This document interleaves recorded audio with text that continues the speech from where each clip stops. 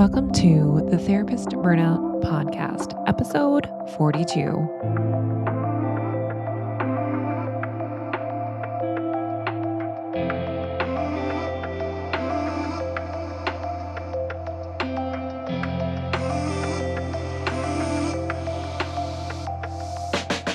Hey therapists, welcome back. Today I have Karen Conlon. I'm so excited to have you on. It's great to reconnect. We just reconnected for about 30 minutes before this.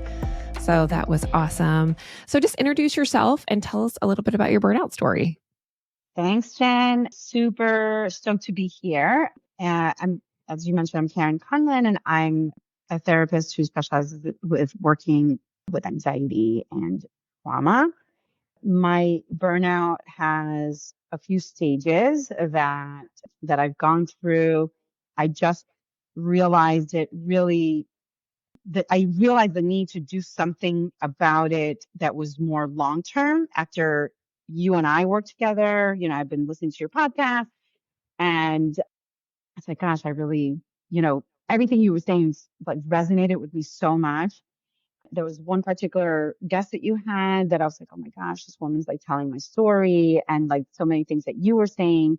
And then I reached out to you, we worked together, and that was kind of like, it didn't take much, right? Like we would meet and you'd be like, okay, I'll see you in 2 weeks and whatever. And then I'd see you in 2 weeks. You're like, so how's that? I was like, I did it. Oh, okay. Like that was it's like, I needed, like, you were giving me the permission that I needed to get things done. But in terms of burnout, one of the things that I realized was that I've gone through probably 4 stages of burnout. The first one that started actually in grad school with my very first internship, but I didn't know what that was about. I had no idea.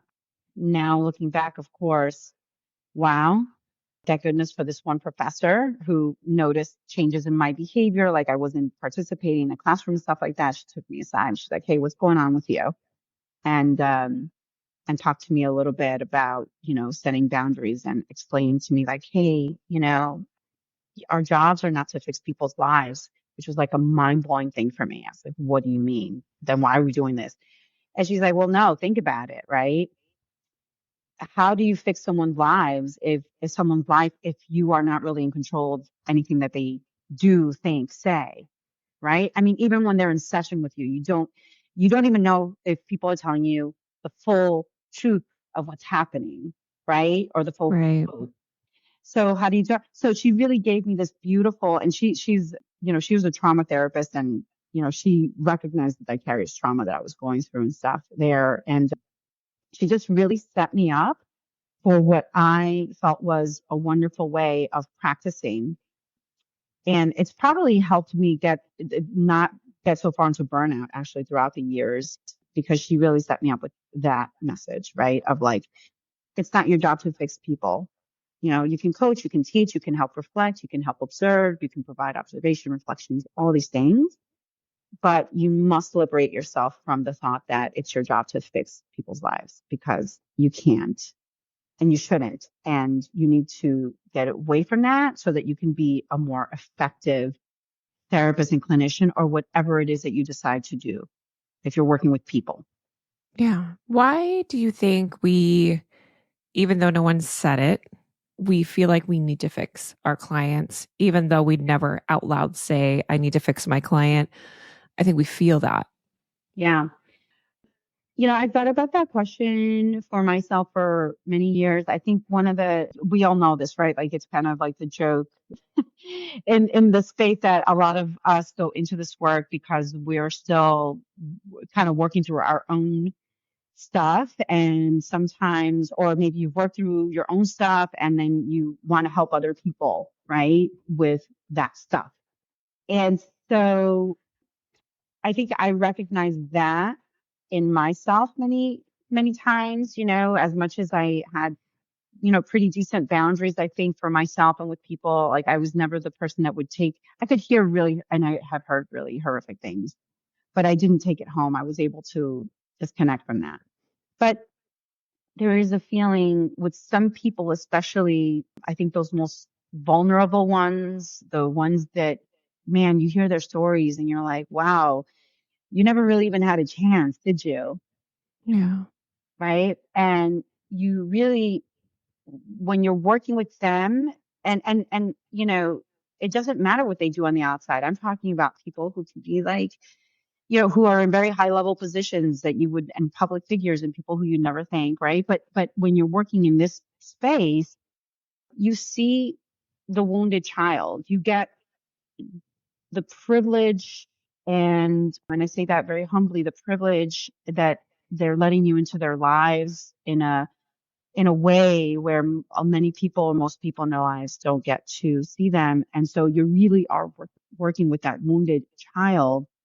And so you see that and you Mhm. experience that and you're helping them through that. And so you really have to check yourself, right? With transference and countertransference that happens in this space.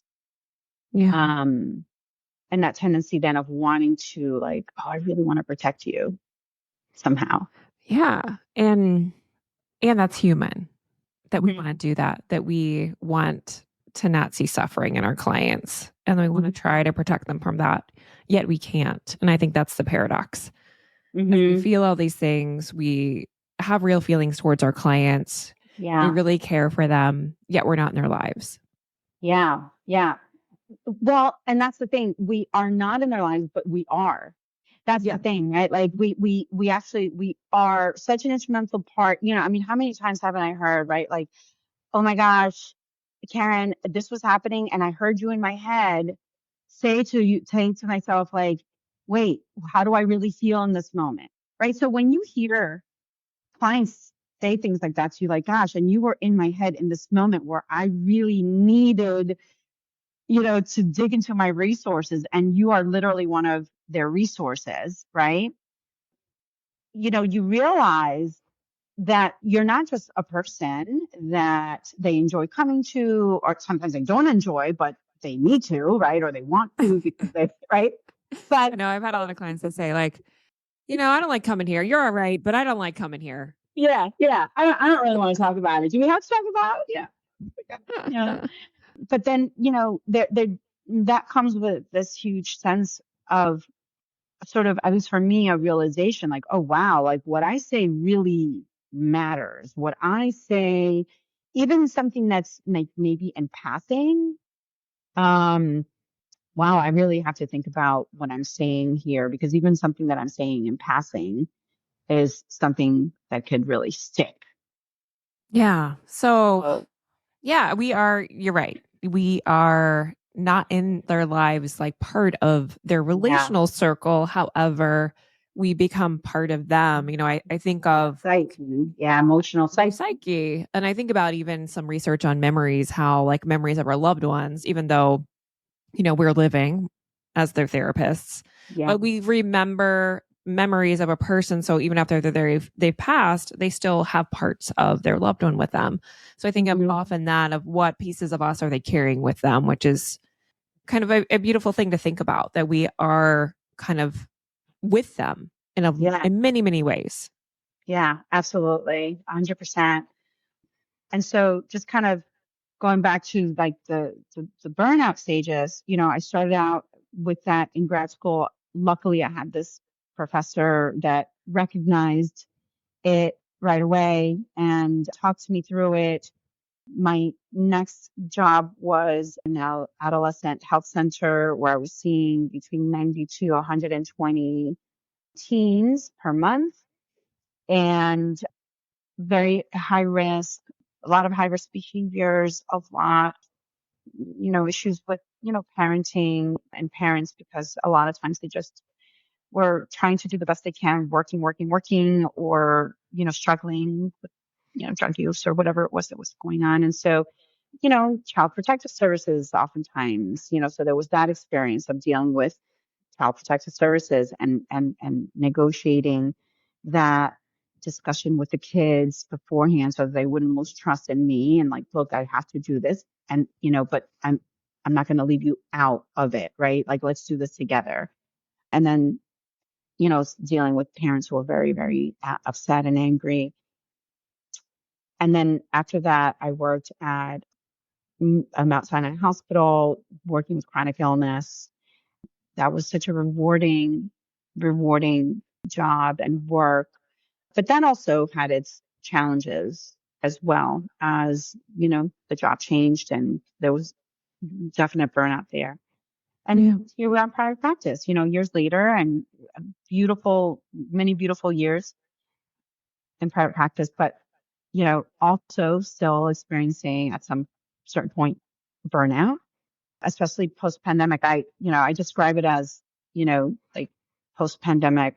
What did I say the other day? I forget what I called it, but it's just like a post pandemic reaction, the delayed reaction. That's what I called it. Like I'm having a post pandemic delayed reaction because I spent so much of the pandemic putting out fires, hiring. I had a group practice at the time and just wanting to try to make sure to get my clinicians trained and everybody supervised and, our clients cared for. And I was not really paying attention to what was happening with me.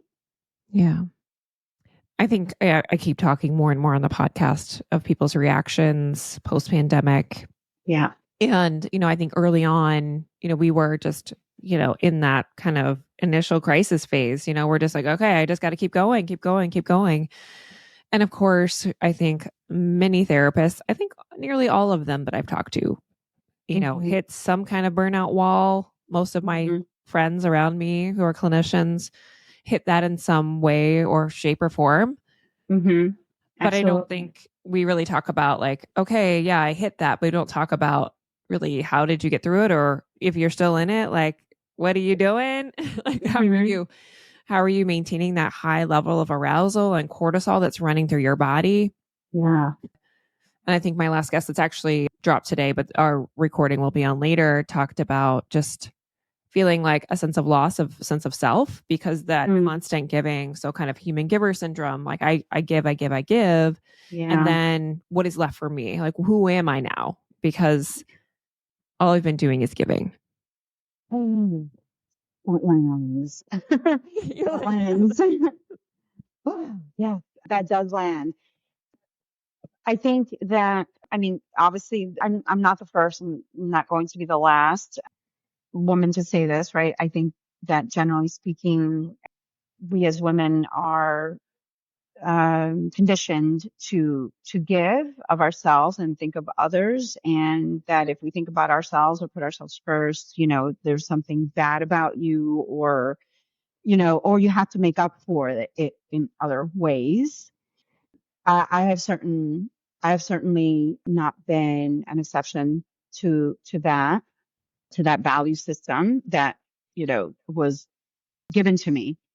And so I find that a lot of the things that I have done and the way that I do interact and do things, I'm not a people pleaser necessarily. I wouldn't say that I'm that, but I definitely like to see people doing well and, I don't know, being a better version of themselves and seeing them happy to, have done that. And so in one way or another, I've always been trying to help people do that. But it's resulted in me constantly, of sometimes being constantly in that space and not really a lot of stopping happening. The burnout, it's interesting. It makes me wonder if I've burned out, even before being in therapy, right? Like, have I had other spaces and other times when I burnt out and just didn't realize it? I know that for me, dealing with burnout has been the way that I dealt with burnout has been by starting something new, right? Either I look for a new job or a new thing to do, or I have a new project that's exciting. Oh my gosh, now I have to learn, I have to research. I love my research. And that seeking out that stimulation and just being able to look elsewhere, that's not where I have to be, if that makes sense. Yeah. Oh my gosh, that makes so much sense. And so part of my story was, I have to like find the escape hatch from whatever the burnout thing that I needed to leave. Okay. So if Yeah. it was foster care, oh, I can't work with kids anymore. So let's just start a doctoral program. Doctoral program was like, oh my gosh, that had an end date. So I feel like that was all right. It was still hard. Yeah. But then, passing the buck, agency and then private practice, I think that it just kind of keeps catching up with us. And then, as we get older, especially for, therapists who are around that midlife time, getting your license. And then a lot of us who are female identifying, we're also birthing people, we're having children. And so add more complexity to giving and to the demands on us. And then I think at the end of the day, we kind of look at our lives and we're like, yes, this giving that I'm doing as a therapist is important, but where really do I need to put my first level of giving? And that would, for me, be the people that are in my immediate circle, like in my real life. Yeah. My children, my spouse, my friends. And I think the burnout, what it does is it has us become more untethered to our natural supports because we're constantly giving that we then look when we're in burnout, we're like, where are the people? Where are my lasagnas? Why are people like helping me out?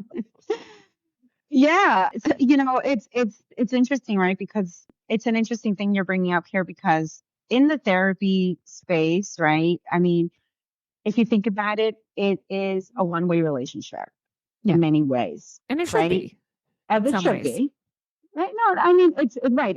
Yes, it's a two-way relationship, but in terms of what we think about traditionally or what a conventional relationship is, right, which is a two-way street, whether it's a friendship or, right, an intimate relationship, it's a two-way street. You give and you get, you give and you get.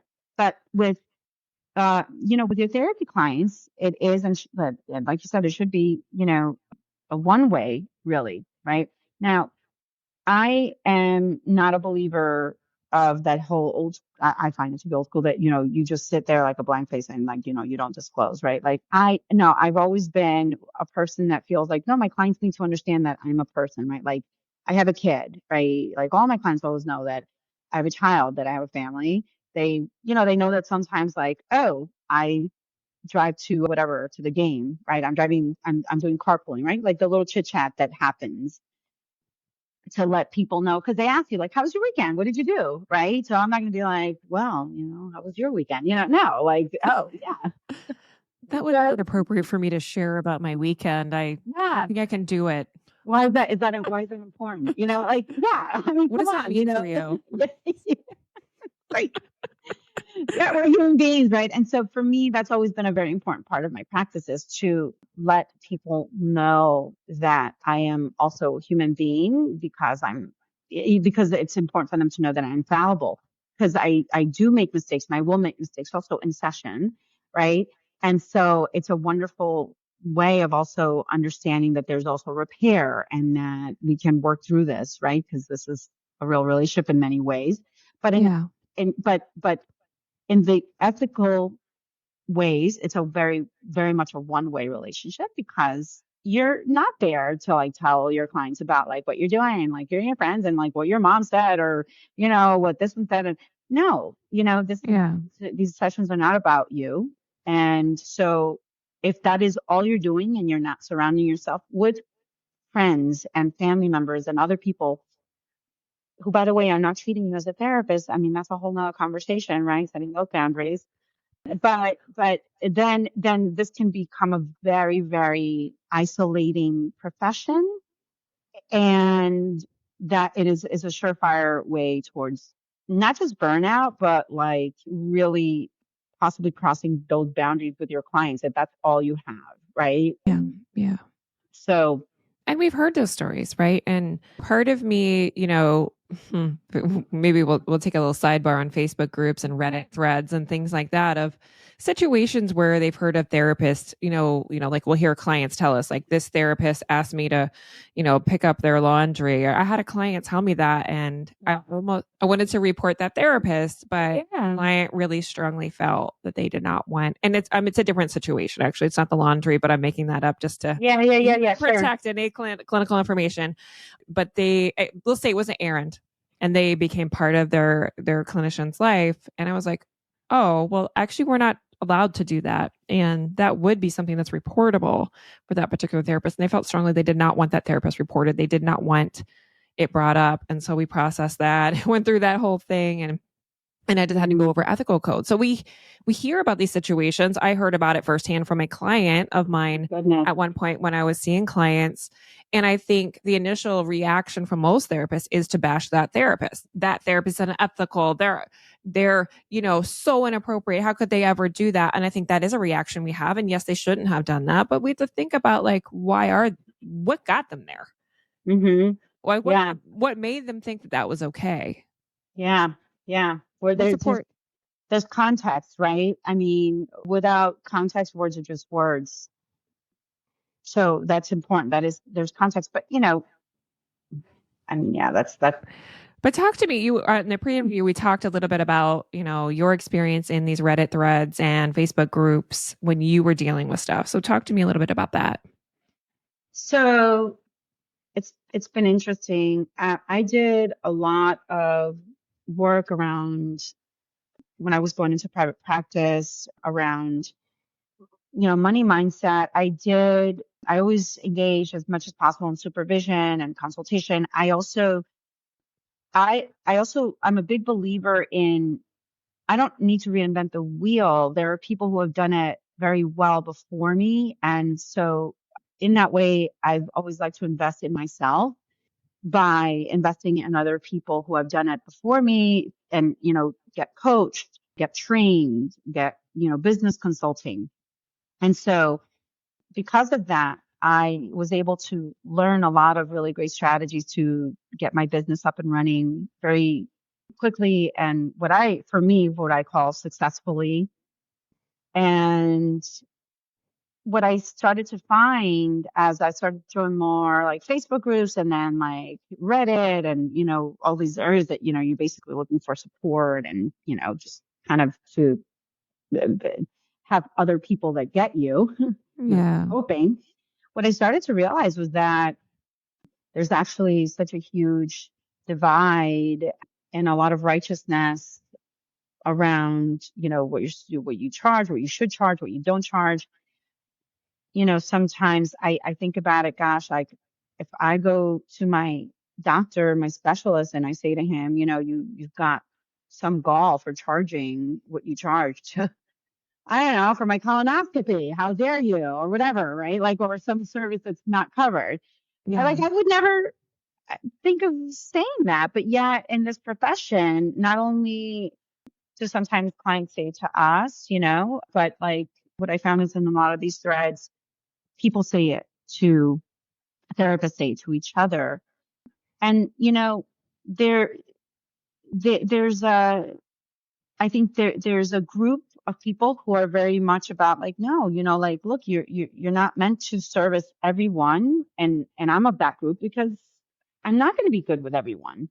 Yeah. I need to know myself and know what I like and what I'm good at. That's how I'm going to service people. But I also need to be able to make a living and pay for my kids' school. And we need to have 2 cars where we live. And, I want to go on a vacation once a year. Like I have the right to want to do those things. And that's going to require me charging X amount so that I can make a living. And by the way, not only was it graduate school, there's like tons of continuing education courses that, I spent thousands of dollars on that my clients also received the benefit of. Right. Right. But I think, there's also a group of folks that have a mindset around like, well, too bad, so sad. Like you should not be having any of those things or if you have to have them by charging people what you feel you're worth, Yeah. which how dare you, So I find that if you haven't done the work around money mindset as a therapist and become very strong and clear about what your values are. And by the way, I don't think that there's good or bad in any of those. What I find incredibly hurtful and inappropriate is for people to bash either way, by the way, because you also have those therapists that are saying to people like, you're bringing down the profession by charging so little. And, I've seen that too. And that is not okay Yeah. as far as I'm concerned, right? But you hear it more the other way. And I think that also contributes to burnout because then there's this pressure around like, oh, well, charge less and then see more people. I want you to think about your clients, right? If you think about this, right? If you're seeing 30 to 40 clients per week and you're meeting with each of them 45 to, let's say, 15 minutes on average, right? Do you really want to be that middle or last person on that therapist's roster for the day? How much of that therapist do you think you're getting? How much quality Mm-hmm. do you think you're getting? I mean, think about that. So, my thought is for me, I want to give as much quality as possible. I have a friend who very successfully sees on average 30 clients per week, and she loves it. And she has divided up her days in ways that she goes and she does her like workouts in between. Like I don't know, she has figured it out. Tell her to be coming on the podcast. I know. And it's like amazing. People and she loves it. Is anyone doing it right? Like, yes, there are many therapists who I'm sure are thriving and like they figured it out. And so I'm wanting to have a couple of them on the podcast as well.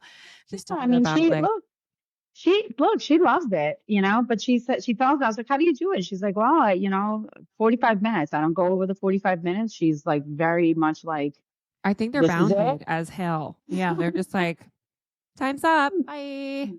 And, she's like, and I've got, if I have to go do my Zumba in between, my morning sessions, my afternoon sessions, that's what she does. Look, nothing is perfect, right? Because when you have children, then, like, yeah, if you're going to see that many people, so something's got to give, right? Something's got to give. And you have children, maybe they have to be a little bit more self-sufficient in certain ways because, again, you can't do it all super successfully, right? Yeah. It was interesting that I read this anxious generation book. I don't know if you saw it yet. But they talked about how much extra time that our generation is actually mothering due to not having family support. Also with, kids need to be monitored, like we need to keep them safe. Whereas like I walked home in first grade. Oh my God. I mean, I was just talking to my husband. Parenting. Yeah, I was just talking to my husband about like, oh my gosh, I remember my favorite thing in the world was going in the back of a station wagon with like no seatbelts because every time like you stop short, you'd like tumble around like dice, like in the back. That was none of that. But yeah, you're right. There's finding there's finding a balance, right? Trying to find that balance, and it's really hard. I mean, I'm a parent to a teen also, and I've worked with many teens. Now I'm a parent of a teen. I wrote a book on it, and I am still, at the end of the day, just a mom, right? Trying to figure out, oh my gosh, this is actually happening now. How do I talk to her about this? Even though like I've talked to, hundreds of teens about whatever that is, right? But now it's my kid, right? It's different. It is. Yeah. It is different. So I wanted to get to talking a little bit more, if we can pivot back to kind of private practice stuff. So we talked a little bit on the pre-interview about how these longer term relationships can contribute to, maybe it was your fourth phase of burnout or your fifth phase of burnout, and that's, at the end of your private practice is when we work together. But maybe share a little bit about just the nature of like longer term therapy relationships and why that contributes to burnout. Maybe what we need, all the things on that topic. So I've had the pleasure of having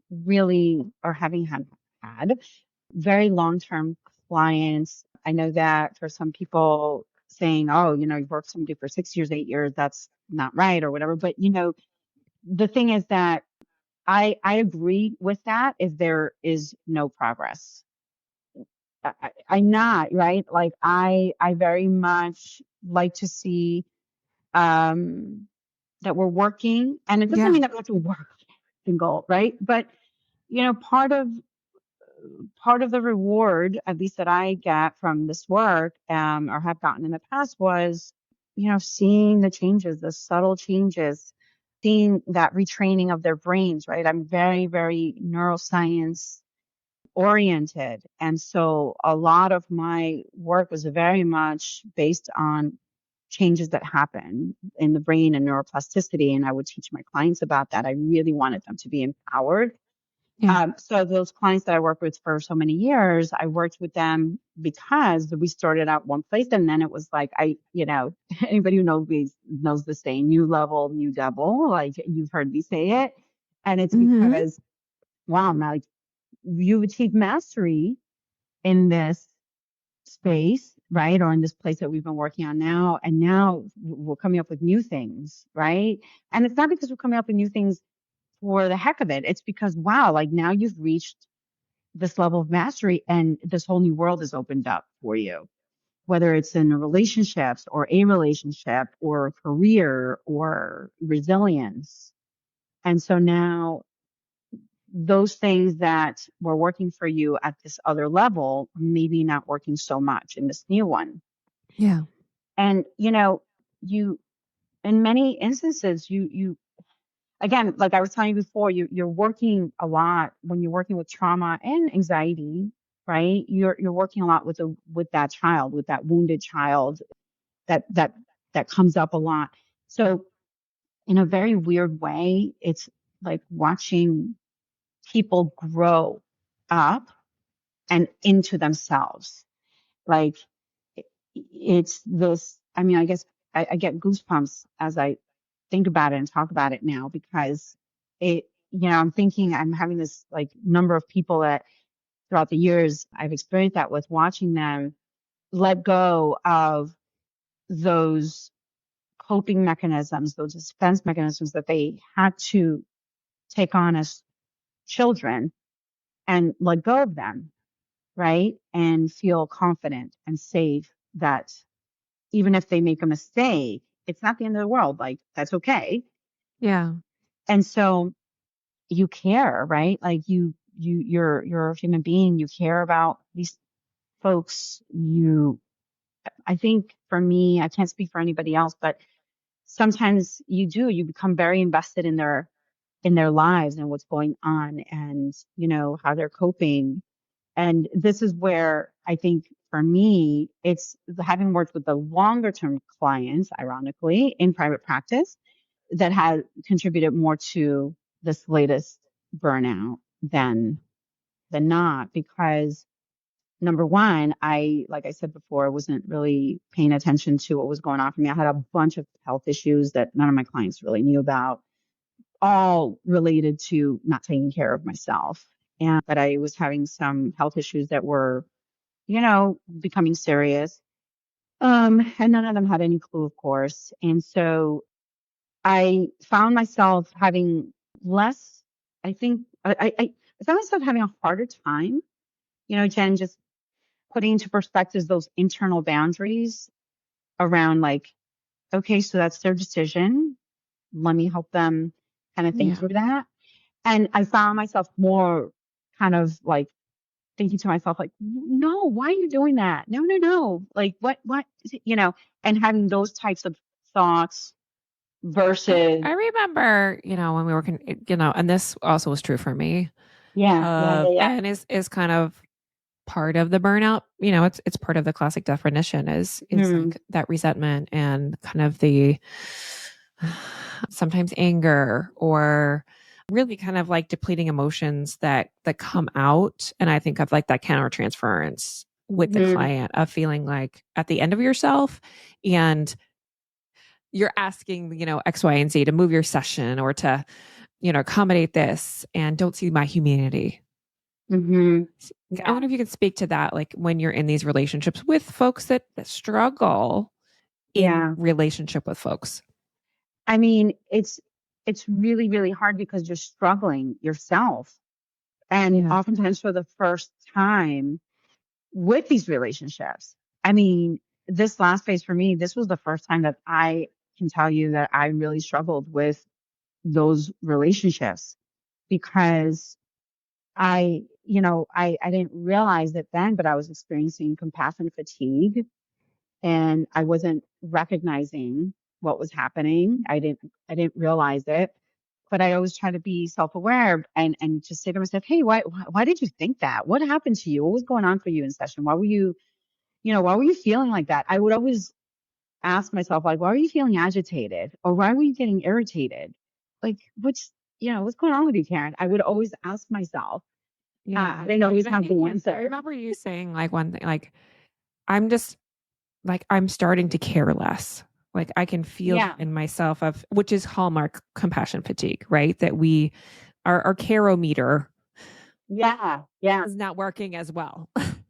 Yeah. And then that felt really awful. I had so much guilt around that because like, when you get to the point where you say that out loud, first you say to yourself, could this be happening? Then when you get to a point, like when you and I were working together, that I say that out loud, it was like, wow, and so then you go, you know, at least for me, started going down that rabbit hole. Like, well, what does that mean about me? Like, am I actually a bad person? What's happening? Like, but it was at that point also where I said, I don't want to practice like this. This is not who I am. And this is not who I want to be as a practitioner.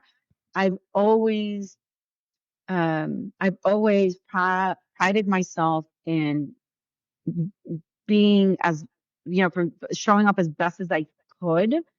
And I don't want to stop doing that now. And I think I really need to. Something was different about this burnout, though, Jen. Something was very different. Yeah. I think that's what it was. Like in all the burnout that I've ever had in the past, I never felt the compassion fatigue. This time was different, and it scared me because I was like, I don't want to stop caring. Like that's not who I am. And maybe this is a big red flag that I need to pause this or put a stop to it because I always want to care. Yeah, I think it feels like, we're losing parts of ourselves. Like I always identify as someone who is caring, who, sees the good in people. And I think all the literature kind of supports that if we hear a bunch of traumatic material, of course, it changes our worldview. It changes the way we see the world. And so a break can help to see more goodness again. And I think it's that permission that you likely need a break for that stuff to come back in because you're in that trauma bath still. And so, of course, you're not like, but I used to see the sunshine. And I'm like, oh, yeah, you did. But it's hard. It's hard when you're still in it to feel like I can get to that place where I can just turn the page. It makes so much sense. But again, while you're in it, it's hard to see it. And it's hard to, I think, have that perspective change that is necessary. Yeah. And also the other thing too, with long-term clients, I think it's, at least for me, it's important to talk about termination. That was like a really big thing. I really struggled with terminating clients that I felt like, listen, I feel like you're good. Or I feel like, I think my work is done here. If you want to continue, I feel like maybe somebody with a different scope or a different approach, and when I would, let's say, try to bring that up, and listen, I probably was not as effective at it either because I didn't want to hurt people's feelings, so I probably skirted around it the way, much more than I should have. And then the response was typically like, "Oh no, yeah, no, this is over. This is great," and I would say, "Okay, well, how what's changed? Like, what's different? What would you say, you know?" And what do you think we still need to work on? So there was always something new in it. And so I just felt like, okay, well, if you're feeling like there's something new, even though in my heart of hearts, I was like, I think we're okay though. I think our work is done. I don't think your work is necessarily done, but maybe like, my part of your journey is done. Yeah.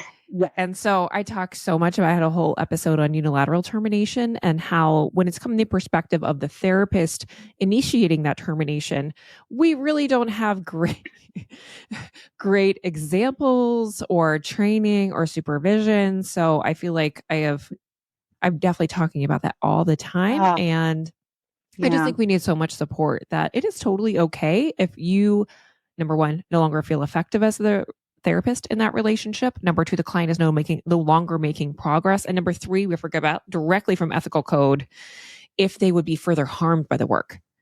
And we don't think through those three ethical imperatives when we're considering termination, because again, you can't see the label if you're in the jar. And so I think it does take really intentional consultation and supervision. So with that, we have to start wrapping up, which is so sad because I could talk to you forever. But Thank you. know we wanted to get to two things. So my last question, which is Joy, before that, you told me you wanted to offer, like, if I were to do it all again, I would do this. So can you share that? Yeah. So if I were to do it all again, number one is I would not put any pauses on having supervision or clinical consultation, because there have been times where I've been like, oh, you know what, I'm pretty good. Let me, I'm fine. And it's not that it hasn't been, but in hindsight, I always do wonder. I was like, I wonder if maybe if I continued with having clinical consultation or supervision, if maybe I would have been able to work through some of those things. We're humans, and a lot of times without realizing, we are reenacting things with clients. So this is not a deficit in you. This is you recognizing that, you're as human as the person that you're working with. And then the other thing too is about termination. In graduate school, they talk to us and they always say, right, termination starts with the first session. Sure. But they don't really tell you how to do that and how to approach that. So if I could do it all again, and if I were training somebody new, one of the things that I would really recommend and that I would do myself is have those first sessions, first or second session, and talk about termination and say, look, we have work to do, but we need to, I think, look at what the ending will look like for you, and how do we know when we've reached it? And sure, everybody talks about, yeah, well, that's where you have like a treatment plan for and this and that. But I'm talking about really being very intentional about, okay, well, having it with you, checking in every other session. Let's look at our treatment plan. How are we doing? Because it tends to veer off. And this is how sometimes you go into these places where you're just like, well, I feel like we should terminate, but we haven't, and we're not, and then you feel like you have no good reason. So if you could have some things that are a little bit more concrete to say, so how are we doing? Do you feel like we've accomplished this? That's one thing that I would do. And I would encourage newer clinicians to kind of get around the mindset, because it also gives you something to hold on to. If you feel like, you know what, I'm not being effective anymore, or I feel like this person really could do with EMDR or, a different approach that I can offer. And you're not hurting their feelings. We're talking about like, look, this is what we talked about, and, why they're reaching them or not, or we have reached them. And, how are we doing? Is it time to take a pause on it?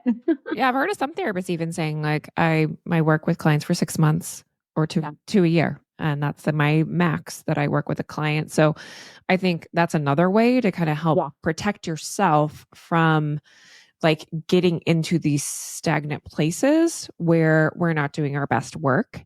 Again, that bumps up against your theoretical orientation, like for analysts, which I don't know anybody who practices as an analyst really. Yeah. But I think part of that being an analyst is that you have your own analyst.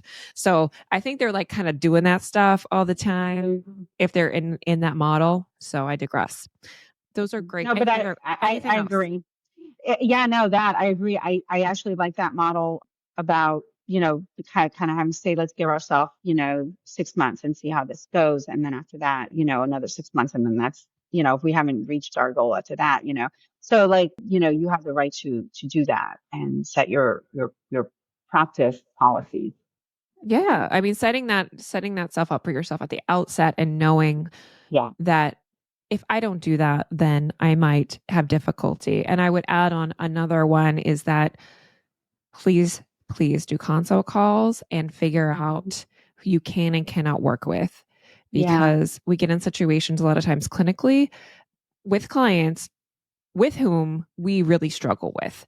And we likely should not see them because we are not effective with that particular clinical issue, or it bumps up against our kind of transference, or their personality just is hard for our personality to kind of mesh with. So consider that really having that consult call be a interview also for you as the therapist to see if you can be effective in that relationship. Yeah. 100%. Don't skip that process. 100%. It is so important to have somebody else give you a bird's eye view of the work you're doing. It's just so important. Mm-hmm. And then, Karen, how are you finding joy today? Oh, man. So I'm finding joy these days going to my kids' games, actually taking the time to, I went to her games, of course, before and things like that, but just being very present. Like, I'm not thinking about like, oh my gosh, I'm here, but now, I have to think about that's the schedule and tomorrow. Just being very present, driving her here and there. Believe it or not, this one time I'm finding joy in finding my health. I'm having a lot of doctor's appointments and getting myself all good.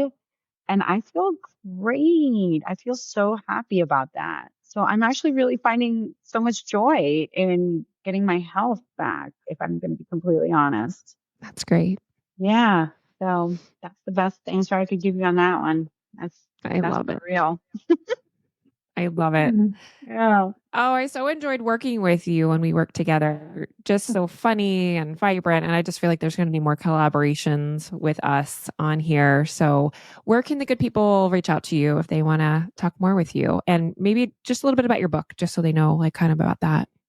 Oh, sure. So I wrote a book. It's targeting 13 to 17-year-olds. But I wrote it with parents and teachers and adults in mind. So if you are a parent or a teacher or someone who works with teenagers, you can read it. I read it with you all in mind too. But it's called The Teenager's Guide to Adulting Skills and Life Hacks. You can find it on Amazon. It's on Audible as well. If you're a big audio fan, I'm a big audiobook fan. Kindle, all that good stuff. And I've actually been doing coaching instead of therapy for the last few months. So if you want to get in touch with me, you can email me at Karen@expressivetalks.com, or you can go on my website, expressivetalks.com. And I'll put those links in the show notes. Thank you so much. Thank you, Jen. Thanks for having me. So fun to see you. Love seeing you. Of course. Always. Yes. We'll talk soon. All right, my dear. I'll talk to you soon. Hey, therapist, thanks for listening to the episode today. If you love this podcast, send it to a therapist friend who may need it. Also, consider leaving a rating and review on Apple Podcast. It lets the podcast player know that this is a great podcast. We should send it to more people. I'd love to hear from you. So I have included my pen pal list for other therapists. Yes, I do write back, and I'd love to hear from you. Requests for podcast topics, to know how you're doing in these therapy streets. So I'm here for all of it. So I would love to hear from you, and we'll talk soon.